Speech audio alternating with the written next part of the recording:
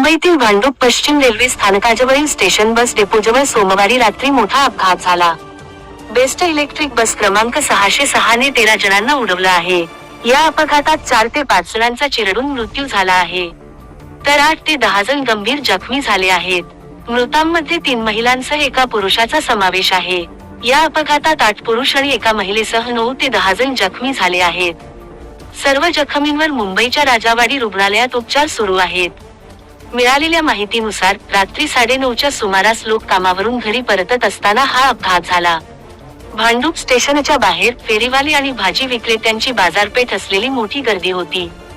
स्टेशनजवळ अचानक best electric bus वळत असताना चालकाचे अचानक नियंत्रण सुटले. अनियंत्रित बस गर्दीत घुसली आणि सुमारे 13 जणांना धडकली. काही जण बसखाली चिरडले गेले, ज्यामुळे जागीच 4 जणांचा मृत्यू झाला. बसच्या धडकेने लोखंडी विजेचा खांबही वाकला आहे. यावरून अपघाताच्या तीव्रतेचा अंदाज येऊ शकतो. पोलिसांनी बस चालकाला ताब्यात घेतलं आहे. त्याची चौकशी केली जात आहे. मुंबई पोलिसांचे डीसीपी हेमराज राजपूत यांनी सांगितले की प्राथमिक तपासात असं दिसून आलं आहे की चालक दारू पिऊन नव्हता.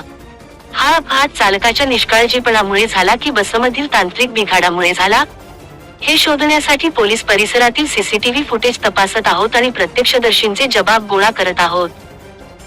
प्रत्यक्षदर्शी साई मुनी मुदलियार यांनी सांगितले की अपघाताच्या वेळी स्टेशन बाहेर मोठी गर्दी होती. वळण घेताना बस अचानक नियंत्रण गमावून बसने अनेक लोकांना धाक दिली. सध्या पोलीस तपास सुरू आहे. बस चालक नवीन होता की अनुभवी? बसमध्ये काही तांत्रिक बिघाड होता का? या सर्व बाबींची चौकशी केल्यानंतरच अपघाताचे खरे कारण स्पष्ट होईल. आकाश तायरे, मंत्रालय प्रतिनिधी, मुंबई.